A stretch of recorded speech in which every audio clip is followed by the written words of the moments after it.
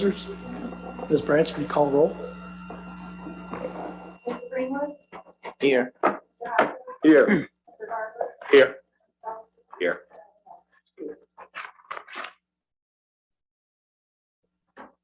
Please join me in a moment of silence. Does anyone have anyone that special recognition this evening? Being done, please rise for a moment of silence.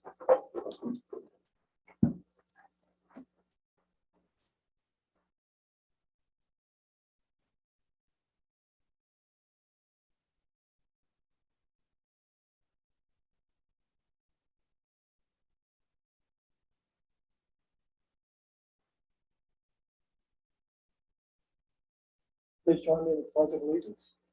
I pledge allegiance to the flag of the United States of America and to the republic for which it stands, one nation, under God, indivisible, with liberty and justice for all.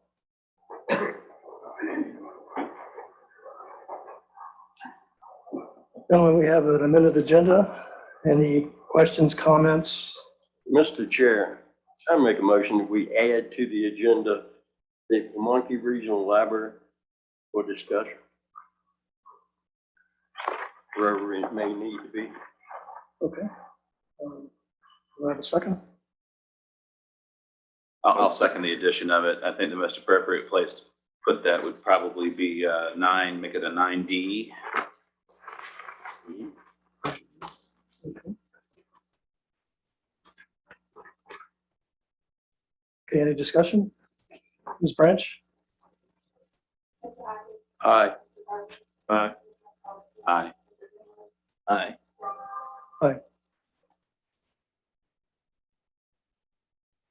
Okay, so I still need a motion and.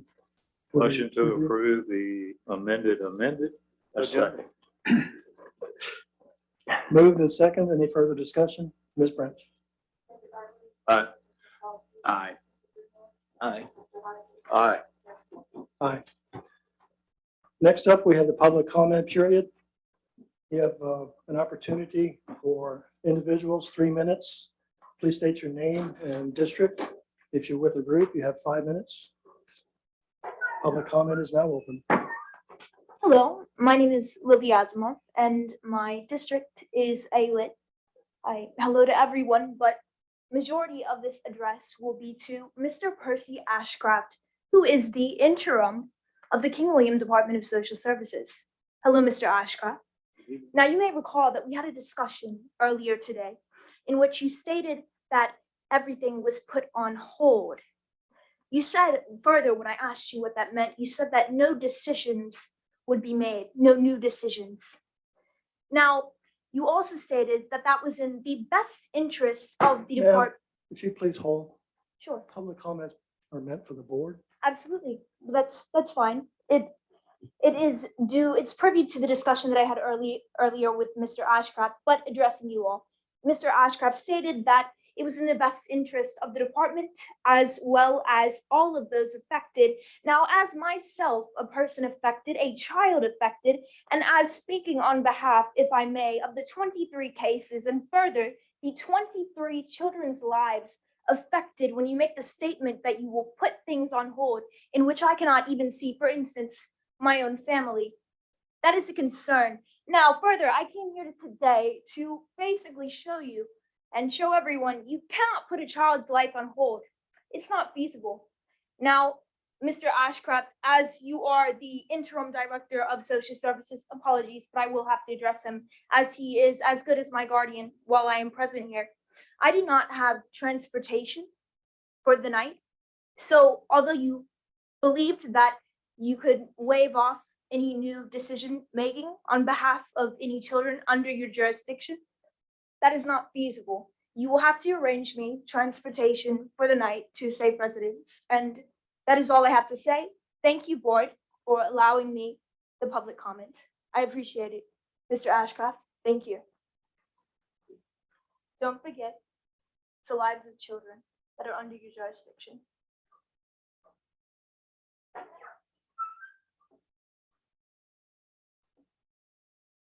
Anyone else wishing to speak this evening?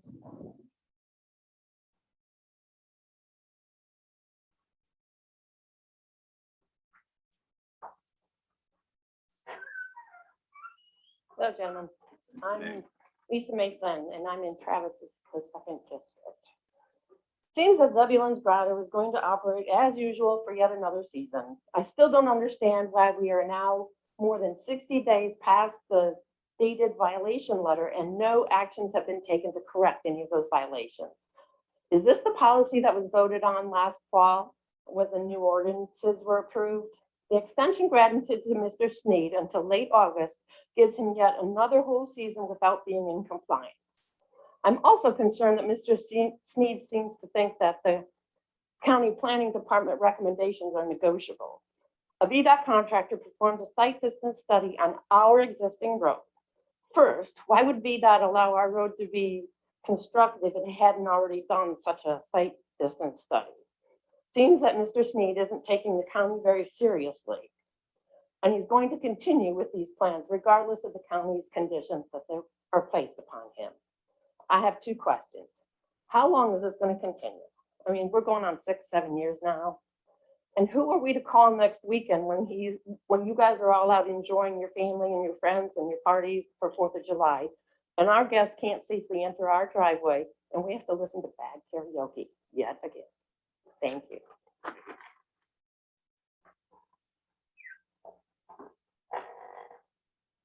Anyone else this evening?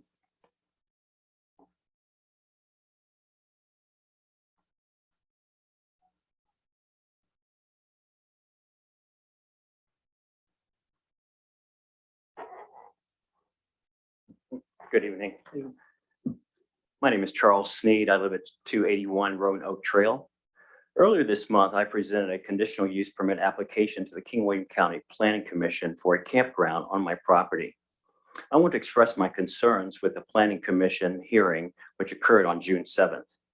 I believe that I was not granted a fair hearing for review of my conditional use permit application. I presented my proposal thinking that I would receive questions about the elements of my campground proposal. That was not the case. There were no questions or discussions about the planning department's presentation of my CUP, nor my permit application. Instead, the focus of the meeting centered on issues of violation notices and opposing neighbor comments. The Planning Commission used my CUP hearing as a time to deliberate and pass judgment regarding various violation notices issued to me over the past 6 years, the only exception being Mr. Greenwood, the Board of Supervisors representative on the Planning Commission, who attempted to explain to the Commission that past and current violation notices should have no bearing on the CUP hearing. Yet the remaining 4 planning commissioners disregarded this and continued to do the opposite. I was subjected to a litany of negative viewpoints by planning commissioners and my neighbors. Had I known that my CUP hearing would be focused on past violations, I would have come prepared to discuss and defend myself rather than conduct a presentation on my CUP. It was evident from the meeting, however, that the planning commissioners came to the meeting with the objective of denying my permit as a demonstration to my neighbors that they were taking action, regardless of due process. By doing so, they discriminated against me. The chairman lost control of the meeting, allowing the very same neighbors that had steadily harassed me for the last 6 years to rally unabated, sometimes for 6 and 7 minutes. Commissioner Wagner said that I had violated everything in this county and that I have abused my neighbors' properties. However, in truth, the opposite has occurred. As I continue to work with King William County zoning and building departments to address, correct, and meet the requirements of compliance, I naturally have had to do some soul searching. During the last 6 years, I have received direction from 4 different zoning administrators, each offering some level of guidance, each with different interpretations of the codes. This has not been a cut and dry, right or wrong journey. It has evolved and changed over time with their own personal style of code interpretation and administration. Planning Commission members stated that I have attended these regular meetings to thumb my nose at them, but in truth, this has been to listen and quell half-truths and exaggerations being stated by my neighbors and to gain access to the board's level of tolerance or intolerance for any non-traditional issues of other county residents, whatever they might be. My neighbors' prejudices, intolerance, harassment have been major factors leading to my non-compliance issues. In a complaint-driven system, constant harassment and scrutiny by ill-intentioned neighbors have placed a damper on clear and concise operations of my business, and I regret the misinformation and negative perceptions which have been allowed to fester. Sir, I've given you an extra minute already. Thank you. Time's up. I have emailed each of you to request a meeting to discuss my CUP application, compliance issues, and neighbor concerns. My goal is to continue to be a strong financial asset to the County of King William, one that you can be proud to mention to others. Thank you.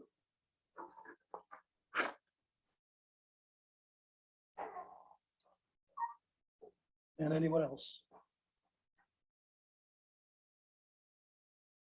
Seeing no one else, I'm going to go ahead and close the public comment period. Moving on, we have the consent agenda. Any questions or comments? There was Ms. Funkhauser was asking, is anyone clear on the rebate, the tax rebate? She was going to hang around in case there are any questions. No questions? If I could get a motion to approve the consent agenda. So moved, Mr. Chairman. Any further discussion? Ms. Branch? Aye. Aye. Aye. Aye. Aye. Ms. Funkhauser, thank you for hanging around. Thank you. You don't have to hang around anymore is the point, but you can if you want. You're more than welcome. Okay, next up, we have Mr. John Reif, I believe, yes, sir, with the Taxing Authority Consulting Services. We've been looking forward to this. How do you do, Mr. Chairman? I appreciate the board having us here tonight. So we're happy to come anytime and answer questions that the board might have. I provided along with our information to the board a quarterly report that we typically provide our clients that provides an overall snapshot of collections that have taken place over the course of the entire representation, which we worked for the Treasurer's Office now for about a year and a half. And to date, we've collected approximately $1 million for the county in overall accounts that were turned over for collections. We had 271 accounts that were initially turned over for collection, and as of the time of the report, we have balances left on 178 of those accounts. Now, 100 of those have paid off in full, which is part of that figure. We've also had about 70 other parcels that have paid or are making payments toward the overall balance that's due, but they still show a balance, which is why they're listed as active accounts still. How many was that still have a balance of the 271? About 170. I think it's about 170 as of today. That would not be inclusive of those who have established a payment plan? It still includes those that have a payment plan. If there's a balance, we count it just to make sure that it's we show the number of accounts that we're working on. And of that amount, we do have about 30 of the accounts that are on a regular and recurring payment plan, which we monitor on a regular basis. If someone defaults, we send them a letter within 15 days of the due date. We do give them a little bit of a grace period, but we let them know that they're in default and the amount that they need to make it current. So we try to keep them on that. And we really do put forward, as part of our collection approach, just a standard collection effort with telephone calls, letters, and things like that before we get into litigation, just because those costs of litigation, I know the board has had questions about that, which I'm happy to answer some questions related to that. But we do try to save those taxpayers the cost, because those costs get added on to the overall bill. So if they're in this position where they haven't paid the taxes, we do try to keep from adding additional amounts on. And of course, as the board knows, our fees for collection services are added on to the overall bill. So those are never billed to the county. Our fees are passed on in whole to the delinquent taxpayer. So the 1 million roughly is a net for the county? Yes, sir. So we still got more to do and we're working on it. So we should have our first sale in September. We haven't yet scheduled that, so I don't have a location or an exact day and time for that. But we are planning on using Virginia Auction Company to call the auction.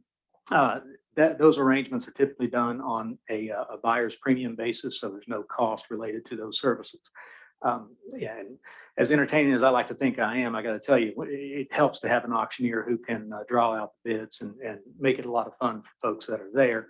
Although it's it's a serious matter in selling any property, but it does make a difference in the bids when you have someone that's able to call those bids that is a professional in that nature. And we do try to do that in at least a hybrid fashion, which is an in-person and an online presence. Because one of the things that the court's going to look at when we go back and ask for a confirmation is, how many people showed up. And we've had great response with our online auctions, sometimes topping 300 people bidding online at one time. But we also are sensitive to folks that may not be able to be online or have high-speed internet. So we can offer a hybrid auction as well, so that folks can bid in person. And this day and age, it's almost instantaneous with a in-person and an online component put together. So I know the board had questions about the costs of the process, and there are certain costs that are required, which are the actual filing. There's no filing charges for the county to file suit, but you do have some folks that need service that live outside the county. We do make a concerted effort to try to locate folks.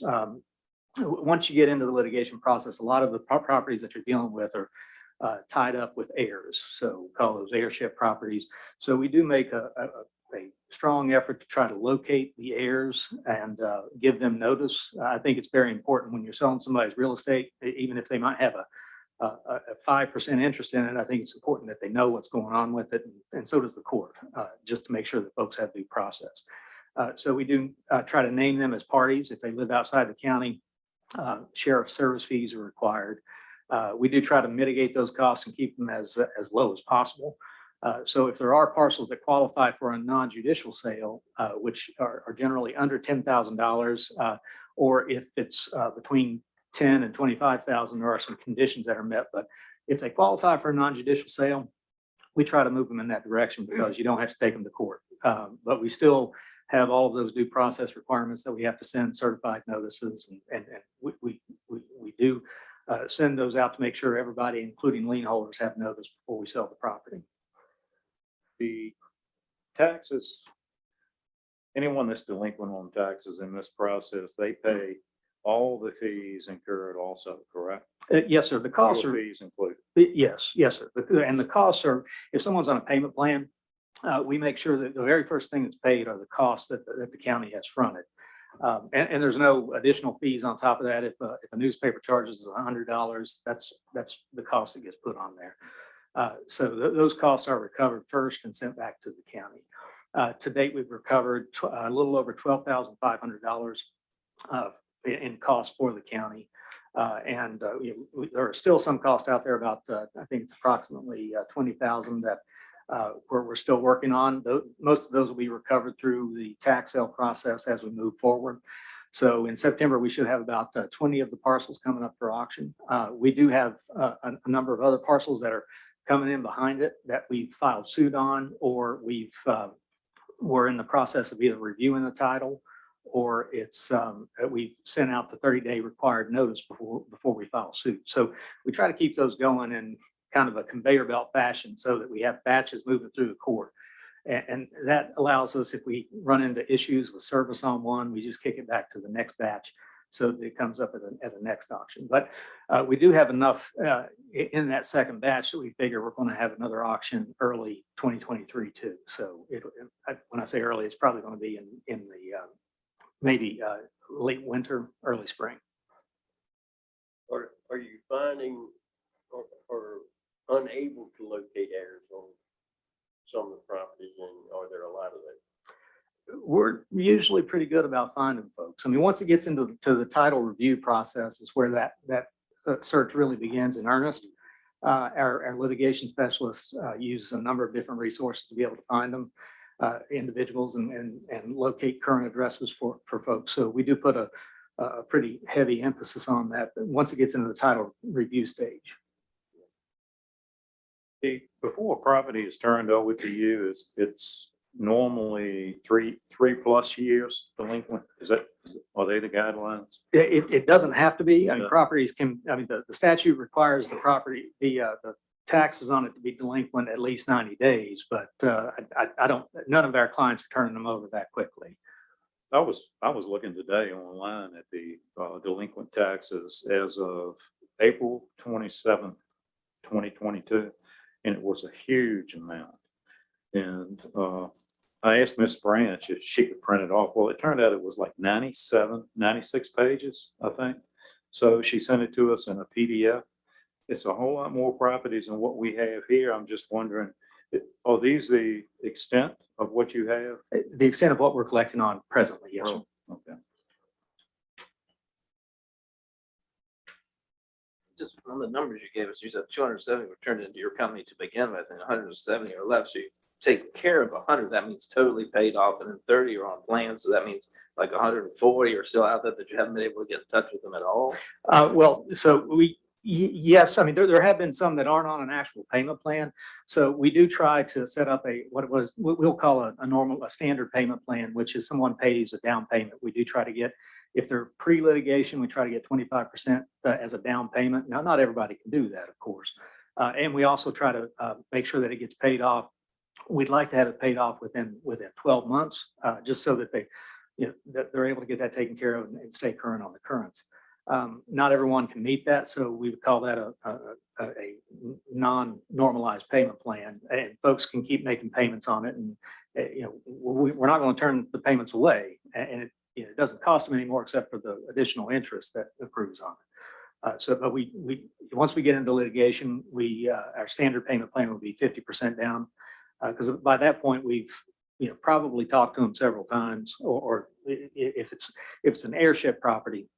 An individual might just have learned about it, but they have a smaller interest in the property, and sometimes once they figure out that they can't just pay the taxes and get the title to it, those payment plans fall off. So we do have a little higher threshold for litigation accounts, and we still try to get those paid off within 6 months in that case. So, but that would account for the difference in if someone's making payments but they're not on a regular payment. Once plan. they establish a payment plan, if they become delinquent, it's mandatory that property is sold. Does the statute say shall? The statute says you're not able to enter into another payment plan. If we're pre-litigation, though, the question is whether or not that statute actually prohibits it. We're pretty good at figuring out who is going to make good on the payments. We've been doing this long enough to know who's just going to jerk a chain and not make payment in full. At what point is a payment delinquent? 30 days? It's 15 days 15 after days. after the due date. And it's an automated process in our system to kick out a default letter to the individual. So we don't have somebody searching through records to see who's not in regular compliance. And our litigation department also has those accounts that have moved into litigation. We have reports that are received by a specialist every week to show pre-litigation payment plans. Those folks that have received either an initial ad in the newspaper or the first notices by letter, and they're on a payment plan. Those are pre-litigation. It's what I'm calling pre-litigation payment plans. And then the ones that are in litigation as payment plans. We only have 2 of those that are in litigation on a payment plan, but our folks get a weekly report to see who's in default.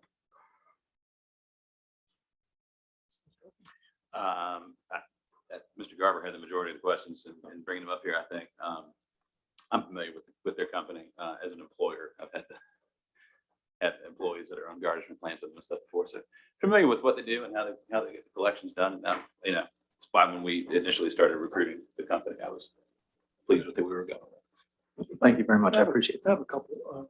Are you on autopilot, or do you get direction from the treasurer? How does that?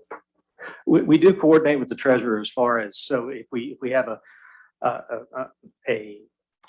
initial advertisement that we're getting ready to do. We make sure the treasurer knows, what's going in the newspaper. We don't advertise all of them at once because we know we can't take all of them to court. I don't want that advertisement to get stale or the court to have questions about why we advertised this and it took a year to bring it forward to litigation.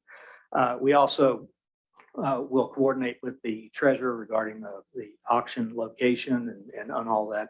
If we have a payment plan that somebody wants to stretch it out over what's allowed, and then we may coordinate with the treasurer's office. And there are cases where there are true hardship cases that we would coordinate with the treasurer's office, whether or not we even need to be collecting on those. That was one of my questions. We're not driving anyone out of their home. Oh, no, sir. No, sir. And I'll tell you, I've been doing this for 22 years. I had to count that up. But there have been probably less than 5 cases where someone has defaulted and they are actually an owner occupant. But at that point, every possible opportunity has been given to try to make it so that they're not losing their home. And up to what point before it goes on the courthouse steps for sale? At what point can an owner come back and say, look, I've just won the lottery, I've got a check? The statute says the day of. I always treated it until the gavel falls, just to make sure everybody has all the opportunity. And we do get some of those that wait till the day of, and then they make right on it. Anyone else? Sorry. Mr. McCann, did you? No, I know John and his firm, and we work closely with him on a lot of things, so I'm sure he's doing a great job. Very good. You did bring up one thing to mind, and I just thought about it. Is there a way of tracking the lottery winners for people that owe money? Well, I haven't looked to see if there's an online resources for it, but I can tell you as soon as the PPP came out and they opened the database, we were searching it. So we have a number of resources that we use, DEC, and there are a few other resources that we built in internally to be able to scour the web to look for possible sources of payment that we could utilize before having to go to court. Again, as a part of the cost savings and try to get it taken care of up front without having to get into the litigation on the back end. Very good. Appreciate the update. Mr. Chairman, members of the board, thank you. Thank you for having me. Thank you. Next up, we have Kingwood Historical Society lease agreement. Mr. Ashcraft. Mr. Chairman, members of the board, ladies and gentlemen, thank you for the opportunity. In your packet is the lease agreement that was discussed at your previous work session. We were able to take out the provision about the Historical Society being responsible for any maintenance unless it was something over and above what county employees would cover. And then they certainly have the right to employ maintenance folks if they would like. But other than that, the agreement is exactly what it was 2 weeks ago. Happy to answer any questions on it. If not, staff would recommend adoption. Mr. Chair, I'll move adoption. Second. Moved and properly second. Any further discussion? Ms. Bryant, please. Aye. Aye. Aye. Aye. Aye. And the recreation expansion plan. Mr. Chairman, this was also on your June 13th work session in which we covered 2 different bids that were submitted for work on an expanded recreation plan that we hope to get into very soon. The Hill Group has submitted the lowest bid. I think they have a better feel for what the county needs after being the lead consultant on the comprehensive plan. They have submitted a bid in total of $21,434. We would recommend adoption of the plan, and then we can move forward, or adoption of the quote, then we can move forward with the implementation of the plan. I'm sorry, I may have misunderstood the total bid from Hill. 21,434.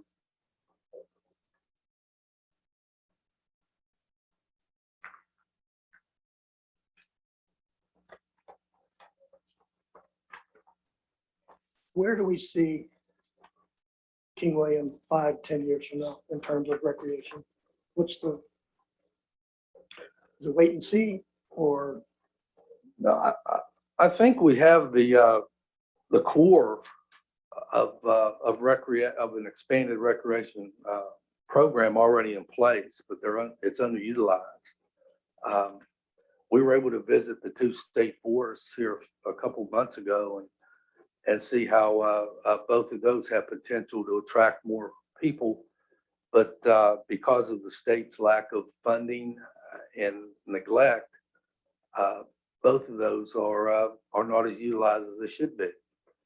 We already know that the numbers in Parks and Recreation are increasing, soccer especially.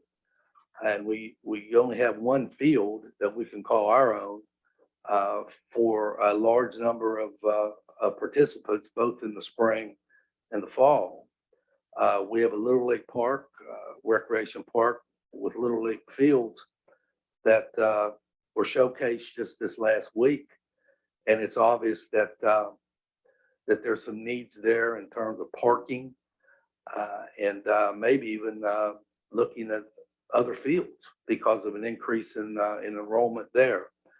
And we also have a very successful youth football program that has never really had a home. It's played at Hamilton Homes when it could. It's practiced over there when it could. And it would be nice if someday that program would get the attention that it deserves, as it has groomed what we all know as a state championship just last year. We're also looking at other things that makes this community a high quality of life opportunity. More walking trails. We have some amenities that are absent. Tennis courts is a good example of that. Just anything that would fit in the area of recreation, and of course, it's all for the most part in the central garage area. There's been certainly much discussion about moving the next wave of recreation a little closer to bridge the gap between Central Garage and West Point, so that we could attract more West Point families to be part of things.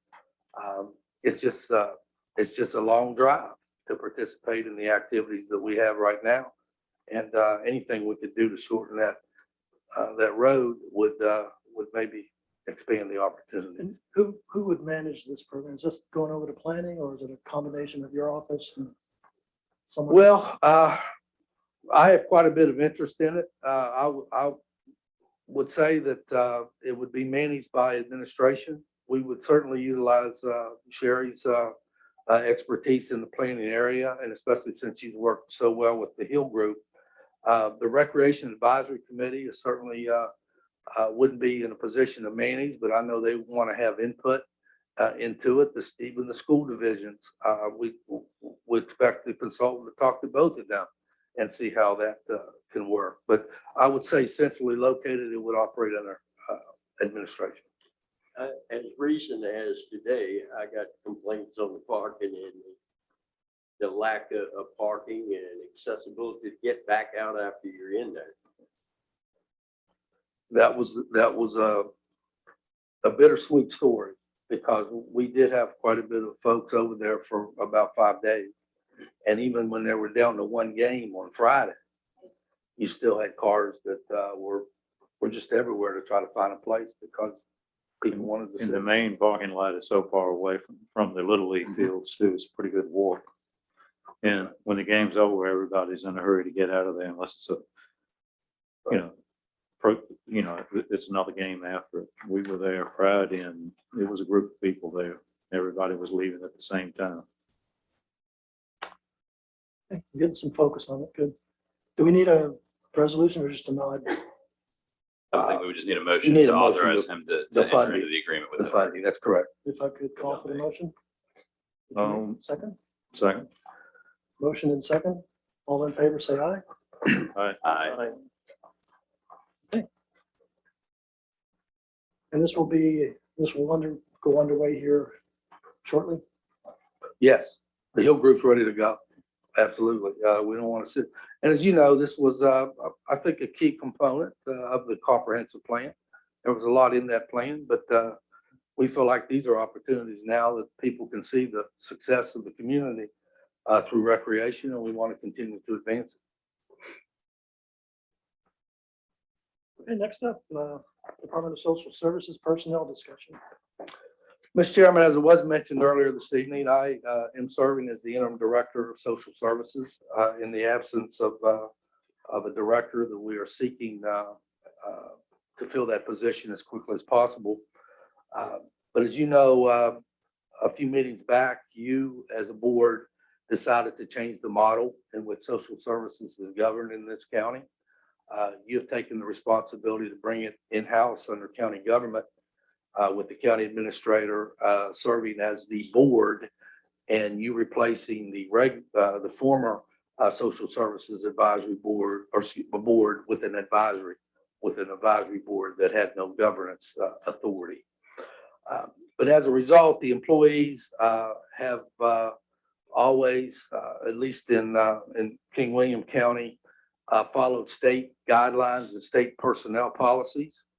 So we were able to meet with state officials, Nita McIntyre and myself, and we've recommend to you that the state policies continue to be adhered to, because we have such a large population of folks that have been in the system for a long time, and it would be it would cause quite a problem in our eyes if we pulled them completely out of our policies and brought them under all the policies of county government. And there's really nothing that is conflicting. I don't think there's anything that's going to be absent. We're asking that 3 policies remain different than what the state is. And one would be they would adhere by the holiday schedule, they would adhere by inclement weather, and then the grievance procedure, which we hope doesn't happen very often, but when it does, we can better manage that in-house than to have to go through what is a cumbersome process at the state level. Other than that, obviously the way that they receive their funding, you can see things, performance evaluations, their standard of conduct, leave, pay classifications, affirmative action, probationary periods, and political activity. That would all remain under what is the state umbrella, but we don't feel like that's in any way in conflict with what county policy is. And I think I said 2 weeks ago, it adheres really to the same process as the constitutional officers have when they engage in agreements and a personnel policy agreement with the county. They are still different. They can opt out and be under different hiring practices, and obviously they're funded in part by the comp board. So it looks like we have a good situation here. It's just a matter of putting it in place, and then when we can fill some vacancies and get a new director involved, we're going to be able to make decisions and move forward the way that we feel like that the agency should function. This is a good first step right here. So we would recommend that the policies of the state be followed, except with 3 exceptions: holiday schedule, inclement weather, and grievance procedure. Any questions? What is the response of the employees? Are they satisfied with this? They were nervous when it first started because some of them have leave accrued, others they just didn't know what the future held for them. I think this would provide a good, solid, stable environment for them. We're running that agency just as we had before the director departed. We're having staff meetings and we're meeting with them, and everybody's on board as far as I can tell. We just want to stabilize some key positions and be able to handle the cases and the caseload as it comes forward in a more comprehensive way. So, Anything else? We could get a motion to approve the policy as Motion stated. to approve as stated. Second. Motion approved. Seconded. Ms. Branch, I'll call for roll this time around. Aye. Aye. Aye. Aye. And let's wrap it up with the Pimonke Regional Library. Just to set the stage, Mr. Garber, Mr. Ashcraft, myself, Mr. John Edwards representing West Point, and Ms. Mary Shipman, who's in the audience this evening, met at the library with Mr. Tom Shepley, the director of Pimonke Regional. I'm not sure we came up with a solution that everybody would be pleased with. I will say that I learned a few things about how Mr. Shepley arrived at his ask. I don't, Mr. Ashcraft, you want to come on back up to the podium? Sure. Offer your perspective, and certainly Mr. Garber. Mr. Chair, the reason I brought this up, I'm gonna be honest, I'm not interested in 440,000 for 16 hours. I don't think I am anyone else would. proposing that we add the 128,000 from unassigned this year and put it in the budget for next year. I don't know, there was, I believe it's 129. Well, it's 128,827. Is Okay. that correct? That's right. That's right. It was. That's good, but you want to pay. Huh? You're against it, but you want to pay. I'm against the way it was done and how it was presented, but I think he erred in that. He can answer that, dealing with the amount of percentage that he ended up cutting was 70% instead of 50. And I would not vote to continue the 440,000 for 16 hours. But I will go back to the 52 hours, I think, with 128,000, we can get it from unassigned and figure it into the budget next year. And we do need libraries in the county, I think. That means we're gonna pay 600 and some thousand, given to them just to get the full hours back. Over $500,000. Oh, it's over 500,000, no doubt about that. It's 590 some. I'm not in No, I'm favor not of in it favor at of all. that either. That's ludicrous. I mean, that's absolutely ridiculous. I mean, They blackmailed us the whole we've been way. held hostage. We can look forward to this type of thing It's in the future. 574. Roughly. It's over Just to 500,000, get like the you hours. said. Is he gonna less than six. guarantee us giving us the hours back, or is he gonna pull some other little stunt? Well, they were in the meeting, I wasn't, but, and I understand that's correct. It He's was- sitting right there and he can answer it Well, himself. the 574, they're asked, if we give it to them, we will have 100% of What we had. what it is right now before July the 1st. And that's what I'm in favor of. The new schedule otherwise would go into effect the 5th of July. Exactly. Anyway you do, it was no negotiation today. Not that Ed was there, he can have his own input. Mr. Ashcraft was there. It was no negotiation. It was, Am I missing something? am I wrong? Wasn't there some, because we went from 155, correct, to 128,8? This was, no, they reduced it like 17, 18,000 a couple of months ago. It was a But before we- reduction, it was a reduction from their initial ask. That's Yes. what I'm Yeah, getting at. 17 or 18,000. So some negotiating. But I was just stating today, there was no negotiation. And Mr. Greenwood, as Mr. Hodges stated, it goes down to 445 for 16 hours or 574 for the full 52. That's what we're facing. It's a bad position.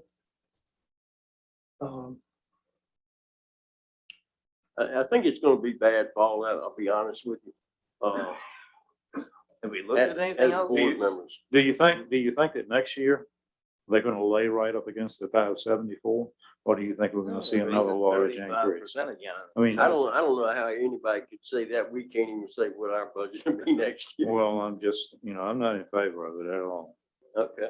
And Did we look at any options we asked about? When we asked about creating our own, did anybody do anything to We find out how much? can't it do would all cost? of this by 5 July. That's just. Like I said, they're blackmailing us for this. They know they're gonna get it so that they just do whatever the hell they want. It's not right.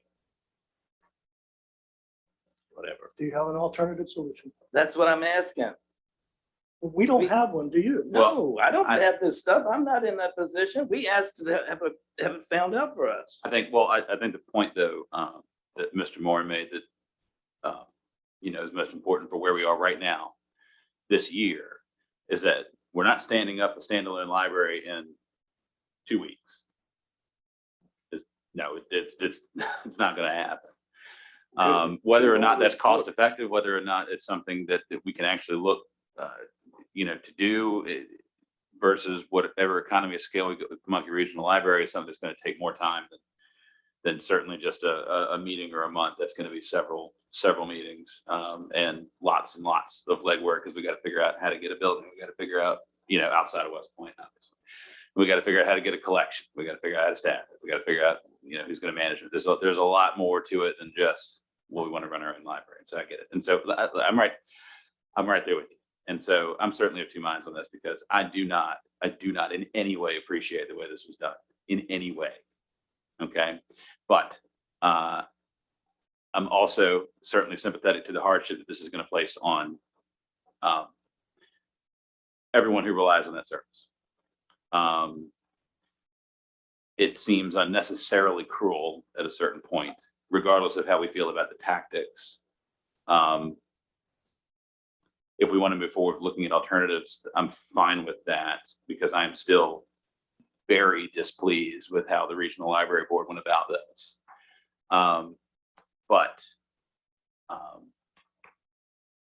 I don't know that anyone here wants our legacy to be, well, we shut the library down. That's not very proactive or effective governance, I don't think. And so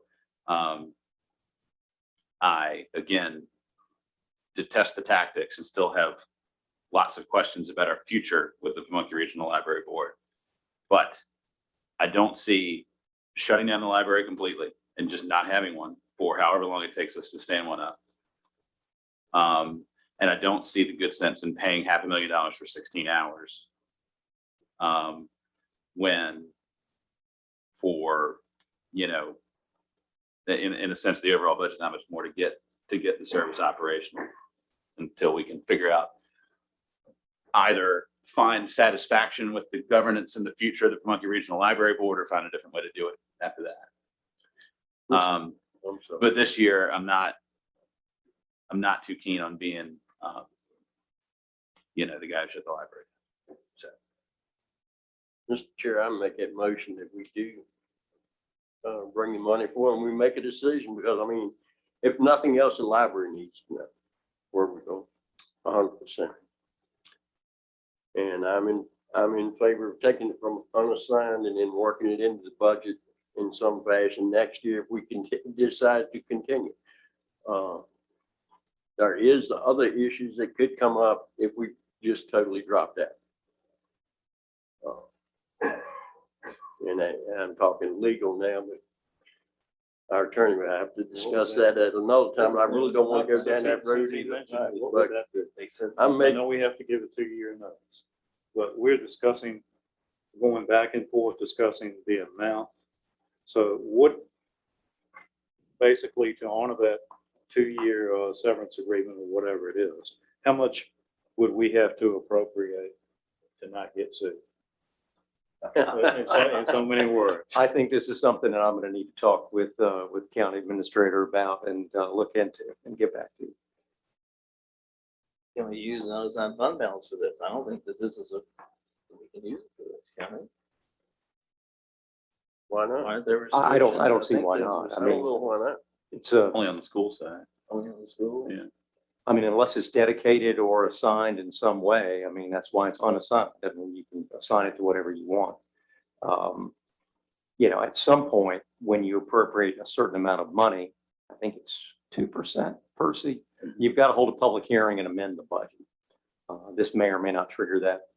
It does. It does. We can submit a letter of intent. I'm sure he would accept that. I would assume he would accept a letter of intent. Sure. I mean, I made the motion. Can we see Yes. if there's a second? I'll second it. Any further discussion? Did all the other counties give in too? Yes. Yes. Everybody. everybody funded an increase. Yes, they did. King and Queen debated We thought they were going to stall, but they, in the end, kicked in. And as Mr. Ashcraft or several have stated, next year, we're going to press this and make sure that we're getting our money's worth.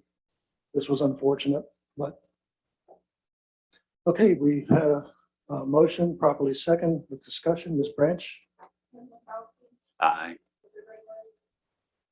Nay. Aye. Hey, Aye. Motion carried. I just want to make a statement that I would encourage everyone, the friends of the library, anyone that uses that library, get out there and continue using it. Give us feedback. Don't let us waste this kind of money just because you're trying to make a point. Thank you. And we didn't cut anything. Initially. From the beginning, right, from the very beginning. All right, next up, new business. We have Ms. Sherry Graham to talk about smart scale applications.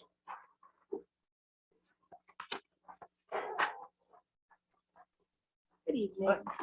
Hey.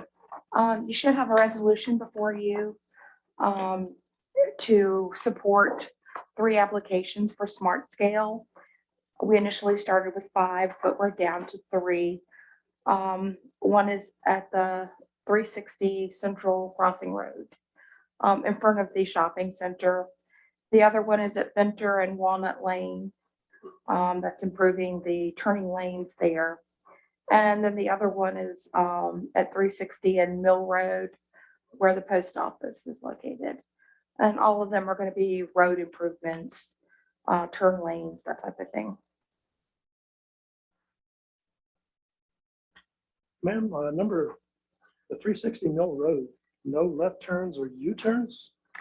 Yeah, they said they weren't going to stop the turns completely, but they were going to put an island so you couldn't have them both going at the same time. They said that they were causing lots of accidents that way. Why do we drop the other 2? It just didn't turn Well, out, one was or- West Point, Okay. and they, it was up in the air with that anyway. And the other, VDOT told me they just didn't feel that it warranted the Smart Scale. that Mill Road, Route 360 is a dangerous place. You come out of that post office and want to take a left, it's a no. You have to really be careful, Is it blind? almost, especially if the grass didn't. Well, I didn't want to jump on that horse. But get our grass cut properly wouldn't be as much of a problem. All right, any questions or further from Ms. Graham? I could get a motion to approve the Motion resolution. to approve. Second. Moved and properly second. Ms. Branch? Aye. Aye. Aye. Aye. Aye. Thank you. Resolution 22-48 passed. And Ms. Graham, you'll give us routine updates on progress? We will not know anything until January. January. Okay. Sheriff Walton.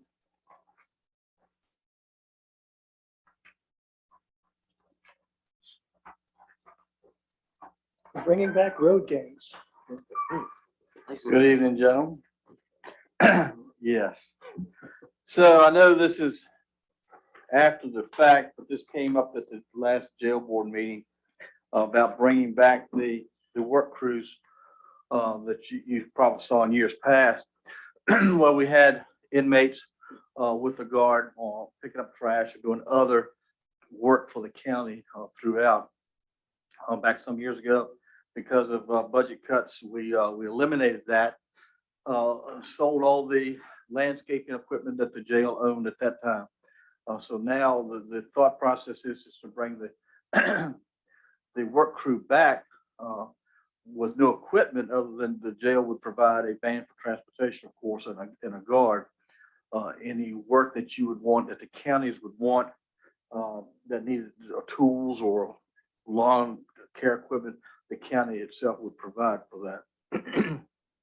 I think you may have seen a letter from Superintendent Doss explaining that. I'm not sure if that's in your packet or not, but the total cost for that is $141,173, and that's for this current fiscal year.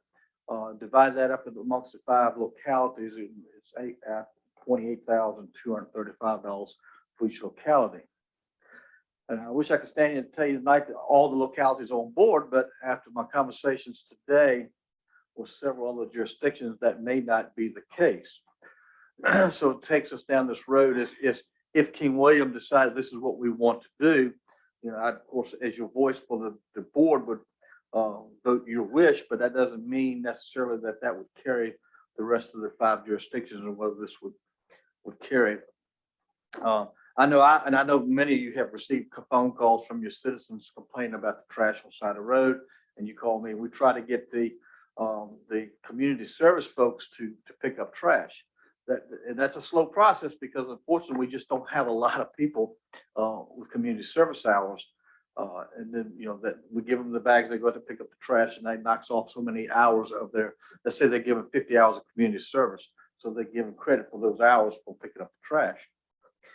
We've tried to attack some of the most unsightly neighborhoods that we get complaints about. But again, it's hard to find folks to do that when you got 1 or 2 people at a time after picking up trash. With this, you have probably 3 or 4 or 5 maybe workers at a time doing the cleanup. And they would be available for other projects that the county may have. We just couldn't parcel them out as have one inmate doing something in one area and then someone else doing something somewhere else, because we only have one guard to watch them. So that that would make it very difficult to do.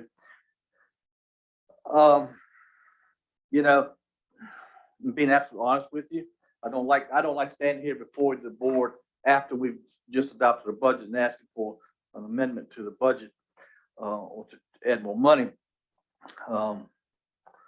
If the board wants us to do that, of course, we'll certainly present that to the jail board at our next meeting. I suspect, though, that out of the 5 localities, I know for sure 2 localities are not on board with this. So it would be the majority rule. If we didn't, of course, they would not either. We could push it off until next year's process and add it into the budget. This opportunity may hang around for a year. I think so. I'm in favor of this. I think it's a great idea to bring the work crew back, just to get them out and get them doing stuff that we just don't have the funds to do. I know King William gets a little bit of money for litter pickup, but I don't think it's a great amount. So we don't have a lot of revenue coming for that. But we also don't have, and some of you remember in years past, we had a litter prevention coordinator who coordinated a lot of trash pickup. We don't have that anymore. That got eliminated several years ago also. So we really don't have a concentrated effort to really clean up our county and make it look good, other than our 1 or few community service workers that are out there. And the neighborhood folks who get out there on their own. I know we had one this past weekend up on Upshaw Road. They did a neighborhood cleanup. We get folks like that. That's a great help. But once or twice a year, and even if we had the work crew out there, we're only talking 1 day a week. So we got to move them through the 280 some square miles of Kingwood County to pick the trash up. So are these 8-hour days? Probably a little less than that, because you could have travel time for the guard to get here and then go back. So I'm thinking probably more of a 6-hour day, because we don't want to incur any overtime expenses for that person who's working the road crew. Would this be 1 day a week for 52 weeks? Give or take weather or availability of people. Yes, that's the plan. This thing may not go quite that way. After talking to Superintendent Dawson, if we only have 3 in it, it'd be rotating more often. However, he could not guarantee that price is not going to go up with only 3. I suggest that we hold off till next year and work it into the budget. It's a great idea, and possibly the other 2 counties will join in. Come around. Does this stress your resources? Not a bit, as far as what I do. We don't do a work crew with our office. I just don't have the manpower to do that anyway. That's why it really sounds good to have the jail put that program into place, because they can offer that and I can't. And these are non-violent. Oh, absolutely, yes. Yeah. And it depends on we've got to have those inmates in there too. You got to have those who meet the qualifications all the criteria, excuse me, to do that. Can't just put anybody out on the street. Okay, general consensus is to hold off, make sure we get it into the discussions next year. And pass on to the superintendent, and I will, when I talk to him, that do it before budget. Right, absolutely. I think it was brought up by another locality in a meeting. It wasn't the superintendent brought it up, it was brought up by another jurisdiction. Thanks, Sheriff. All right, thank you. And new on the agenda this evening, the special work session with Planning Commission. Mr. Chairman, members of the board, when the planning commission met earlier this month, they are working on revisions to the zoning ordinance. And they have asked if the board of supervisors would engage in a joint work session to go over some of the recommendations that were discussed at the meeting. It's not in, I don't think it's incomplete. There's still other things that the planning commission will still recommend. Am I right? Yeah. But there is enough there that I think you would want to advance. If you want to make these changes, you would want to advance, would certainly would be healthy for zoning and those that would be affected by it. I chose Monday, the 18th, only because we meet on Mondays normally anyway. It doesn't have to be, but I think they would like to have something that week if it's not on the 18th. Because you'd like to have a public hearing at the first meeting, that would be the work session in August or September. I'll chime in first. I do have something that occupies my every other Mondays. If we could maybe look to that, any of the day that we, the Wednesday, I think there's no conflicts that I'm aware of in any of the other days as far as meetings are concerned. Am I correct? What does that schedule look like for the July 1st work session? in Heavy. July? Heavy. We couldn't work it in there. Well, I've got a conflict on the 18th. since it's it's a joint work session, I think you're going to spend a lot of time on that. And the way that things are stacking up for July, you're probably going to have a couple hours anyway. Okay.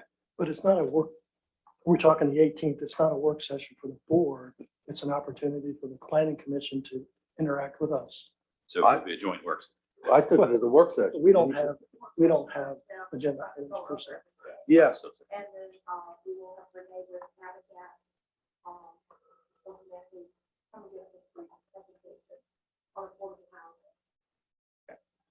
So I guess just check with the planning commission, but I would prefer to do it like literally any other day but the 18th. We can do it the week after the 11th, any of those days. The 19th or later in that week, I'm available any of those days, but the 18th I do have. Yeah, the 19th I'm available and the 20th. Okay. But I'm not the 18th. You said the 20th? 20th. Which would be the And Wednesday. you said the The 20th as 20th well, is right? available for me as well. Yeah. 1920 is good for me.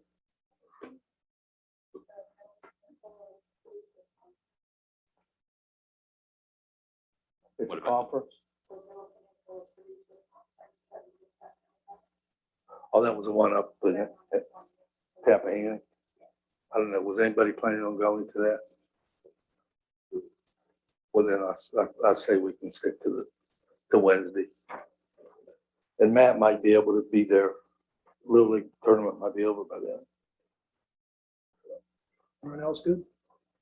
Yeah. So far? Okay. Okay, we'll go ahead and shoot for the 20th. Early? You can't do earlier, can you? I don't know. I don't have my schedule with me. I didn't know we were gonna do schedule tonight. Okay, well, we'll pencil it in if we need to.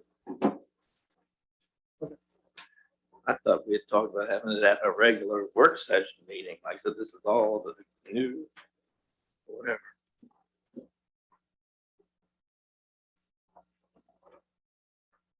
Okay.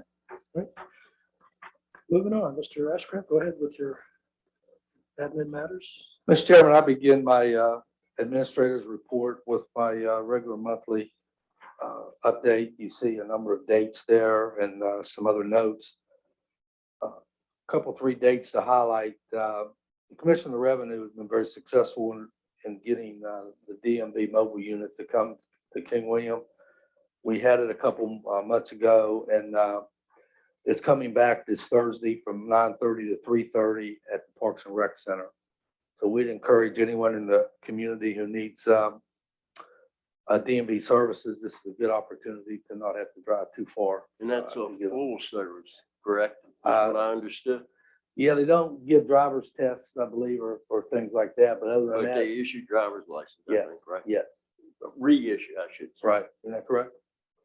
I believe- Everything.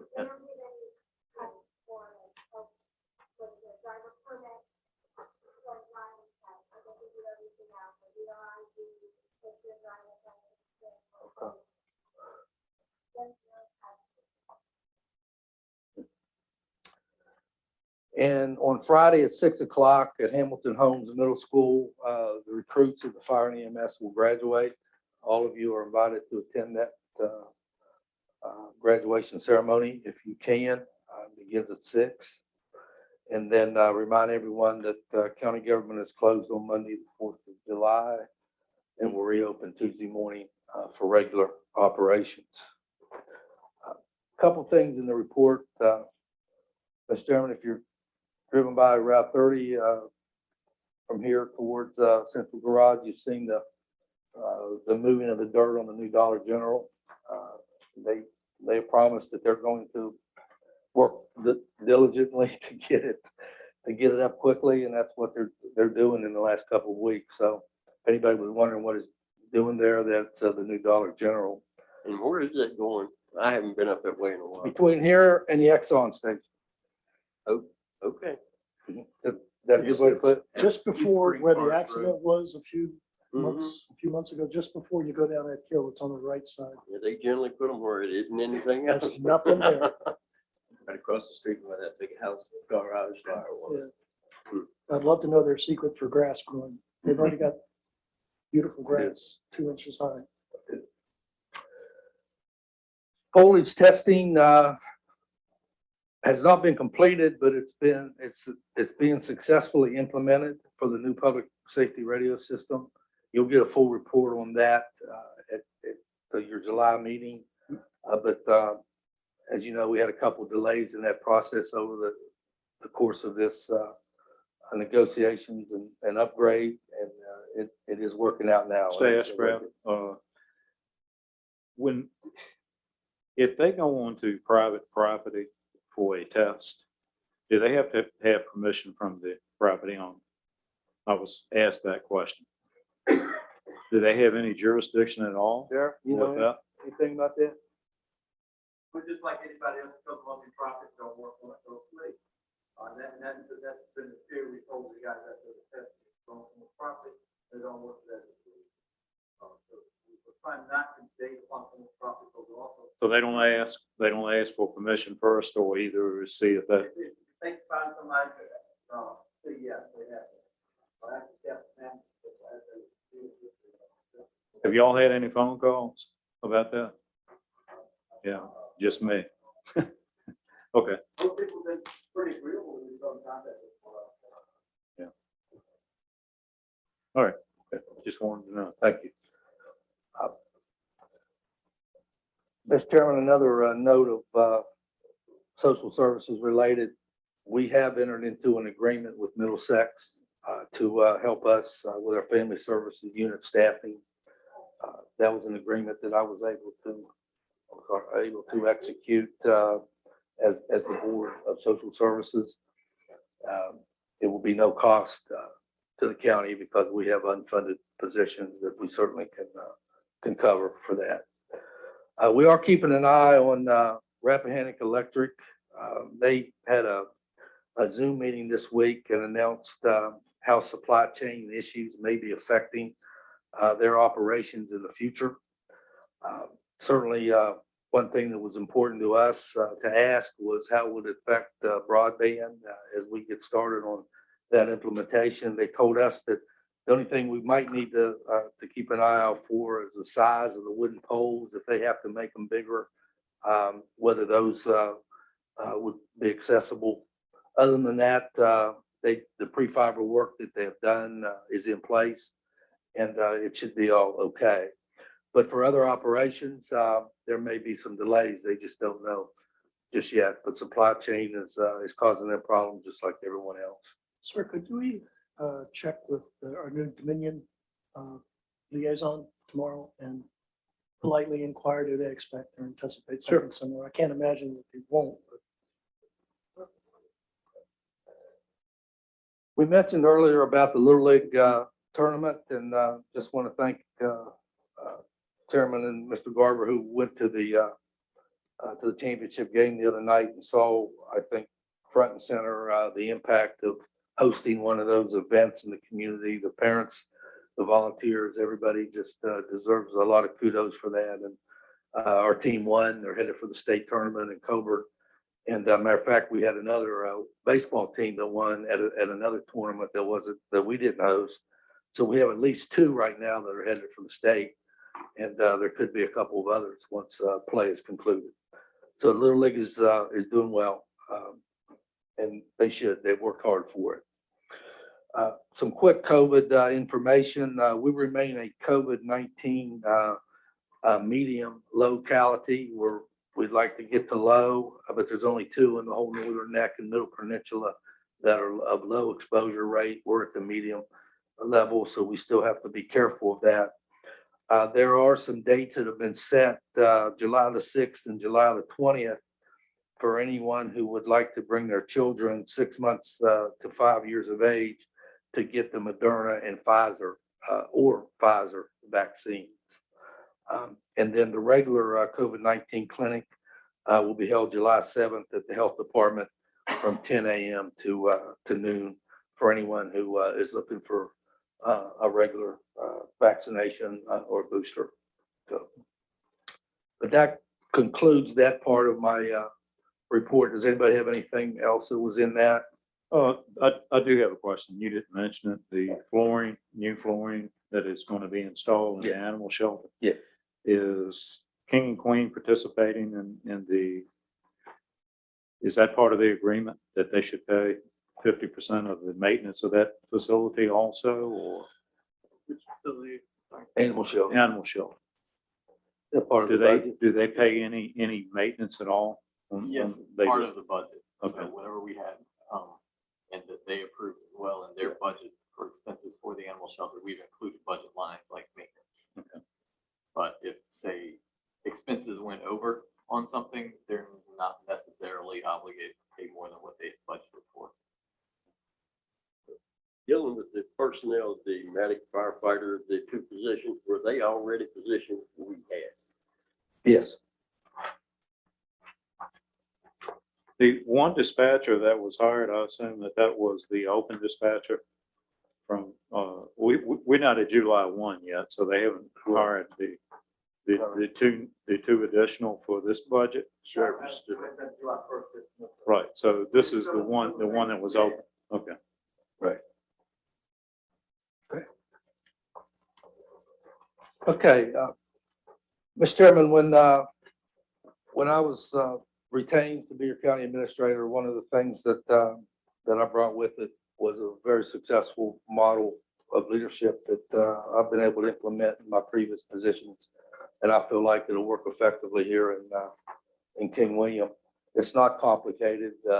It's getting all the departments to stay on task 6 months at a time. When you do it 6 months at a time, you begin to roll into all your larger plans that you might have, comprehensive plan, utility plans, maybe recreation plans. So we ask each of the departments that report to the county administrator to submit their goals and objectives for the period of July 1 to December 31st. You'll see that's in your packet, each of their goals that we agreed to. And beyond agreeing to them, this is their roadmap. This is what they're being held accountable for this particular period. This does not include the day-to-day tasks that departments have. You won't find how many building permits are issued or how many water meters were read or anything like that. These are These are goals that are taken right out of either our plans, your direction, or just things that we feel like that are important in advancing the county along. We also have a point system at the end when we grade it to make sure that they have stayed on task. And I'll be bringing you those results when we bring the next 6-month plan in December. You don't really need to adopt this unless you want to, Mr. Chairman. This is an administrative document, but at the same time, I would like the supervisor's input whenever you have a chance to read it in detail. If there's things in here you feel like maybe shouldn't be, I'd like to know. And if there's things you want to add, that would be good to know. I'd certainly as like well. to see this roll for 6 months and then perhaps assess the effectiveness afterwards. Sure, sure. Nothing really formal unless someone disagrees at this point. I do notice, sir, that 6 hours of professional training, do you have an idea of what that entails? Is it different for each department? Is it leadership and management, for example, from Every employee. where are you going to get the? Well, we hope to have as much of that in-house as we can. I mean, there may be some that might have to be external, but Weldon? One of the- Weldon Cooper offers, there's a lot of webinars, there's a lot of those kind of things. It's just to get every employee to sharpen their abilities in some way. And we want to have it as close to their job description as possible. But there may be things generally that aren't really part of their job, but improves their work habits. It improves their just the way that they approach decision making. So we're starting at 6 this year, and we will jump to 12 next year. So we've already put them on alert for that. Good luck.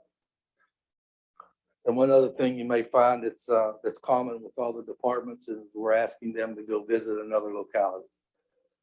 We've found that to be very successful because not only do we learn from them, the other locality actually learns from us. And the more that we get better when we do go in the future, they'll probably be asking us more questions than we might even ask of them. But I found that to be a good tool of what the best practices that other localities have. That government is one place, I've said this before, where you can plagiarize, get away with it, because it's all about best practices. And I'm not afraid to steal an idea if it works here. So. Okay. One last question. I assume you're not going to go into great detail on your reports, or you? No, I can try to answer some questions if anybody has. VDOT's report just looks overly busy than normal. Your building inspection report is very busy. We're on a run right now of about 4 months. So I think we're for the period of January to through May, it's over 1,700 building inspections. Almost some of the VDOT. The VDOT report. VDOT report looked very busy too. That's right. Any questions, for Mr. Ashcraft?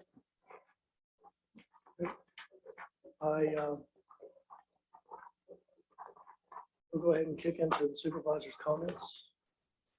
Mr. Hodges, if you could represent Start District off. 1. Have just one thing dealing with the recycling, are they going, is that posted on our web? I don't think The- so. I don't know if it is. The drop off recycling, I don't know if it's posted anywhere except in the. You mean where to drop it off or the Yeah. statistics? is that for, or is this just what they have done? I think it's just what they call it. Okay, what they okay. call it, yeah. I thought it was one of their, they do specialty ones. Right. No, this Not is- that, okay. Other than that, I'm glad we did something with the library tonight, one way or the other. That's why I was pushing for it. One way, either we voted up or down, but I'm glad we took care of that and got it resolved at this point. Now, again, we still need to be looking at other options.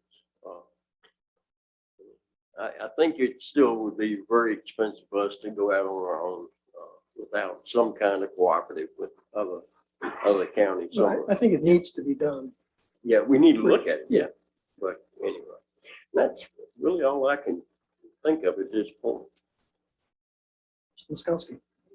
Yeah, I'm happy we got that done, because it didn't make sense to pay all that money for 16 hours, a week of operation. So, I think we did in the end, the financially wise thing, at least for the short term, but, with you, I just, I feel like this whole situation could have been handled, much better from the start. And I put the onus of a lot of that on the library and the library directors specifically. So, with Mr. Edwards now on the board, I feel better about it. There was a conversation with Mr. Edwards that clarified a few things that I think were not explained very well to us about where this money was going, and what it's being used for. And he was able to answer some questions that I had that Mr. Shepley had either not answered or answered in a manner that was clear as mud to understand. So, in the end, I feel like that we're going to be okay with this. The majority of the money is being used to make the salaries more competitive for the people that they need to hire. But yeah, at the same time, I think we owe it to the taxpayers, to the users of the library, and to this board to see if this is the best way to operate a library system right now. So I look forward to continuing that conversation through the year. Mr. Greenwood. Thank you, everybody, for coming. Looks like we didn't do Zoom tonight, but either nobody's there, but looks like we had a pretty big crowd. You just can't see the dashboard. Yeah, it was like, I'm sorry I voted against it. Like I said, I still don't think we should be held hostage. That's going to set the precedence for every other department and every other organization that's going to come to us from now on and think they can get away with anything. They just raise their price up, and if we don't do it, they'll just say that anyway. So that's why I voted against it. So. Yeah, well, I'm no different than anybody else here. I guess I'm the bad guy. I sat in on that meeting today, and Travis, 88,000 of that money was for salaries in West Point, 89,000 in King William. So that's not a majority. I didn't get any answers today to my questions, and we definitely need to look down the road immediately at the future of what we're going to do. And I've said all along, just like Stephen just said, we're being held hostage, and we've opened the door for these kind of tactics to every group that comes before us. So I voted no, with no second thoughts. I appreciate everybody for coming. And have a good 4th of July. Oh yeah, I forgot about that. I was hoping I could get to say that. Well, I'm stumbling and staggering along here, I'm winging it. Got the red meat. Steer steal the red. Yeah. But everyone here and online, please be safe on the 4th. Celebrate it as Americans. It's a proud tradition. These days you have to be politically correct, but it's the 4th of July. It's our celebration.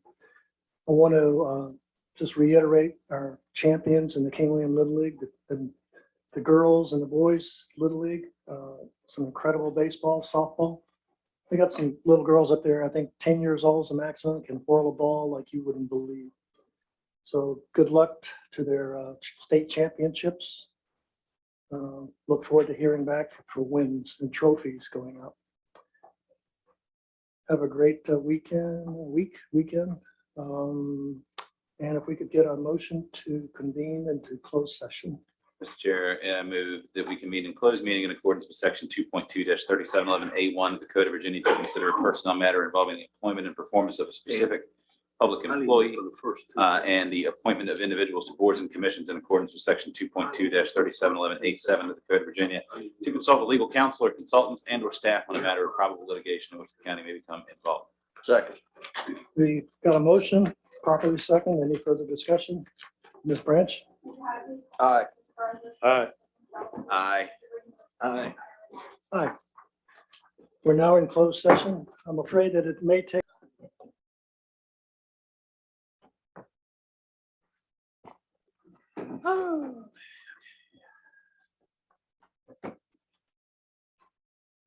Ready? Call the meeting back in order. Mr. Chair, I move we reconvene in open session. Second. Ms. Branch? Aye. Aye. Aye. Aye. Mr. Chair, I move SR1. Second. Ms. Branch? Aye. Aye. Aye. Aye. Aye. Take a- Okay, we have resolution 2249, appointment to the Board of Zoning Appeals. And I'll just read the appointees. Walt Bailey will be appointed to the Board of Zoning Appeals for an unexpired term ending June 30th, 2025. And Brian Hodges to be appointed to the Board of Zoning Appeals for a 5-year term ending June 30th, 2027. Move adoption. Second. Second. Ms. Branch? Aye. Aye, I guess. Aye. Aye. Aye. Resolution 22-50, appointment to the Economic Development Authority Board of Directors and the Board of Supervisors of Kingwood County, that Strawn Robinson be appointed to the EDA for an unexpired term ending June 30th, 2023. And Robert Hardwick be appointed to the EDA for a 4-year term ending June 30th, 2026. Move adoption. Second. Moved and seconded. Ms. Branch? Aye. Aye. Aye. Aye. Aye. Resolution 2251, appointment to the Planning Commission. Board of Supervisors of Kingwood County, that Darrell Kellum be appointed to the Planning Commission for a 4-year term ending June 30th, 2026. Motion to approve. Motion, I have a second. Second. Ms. Branch? Aye.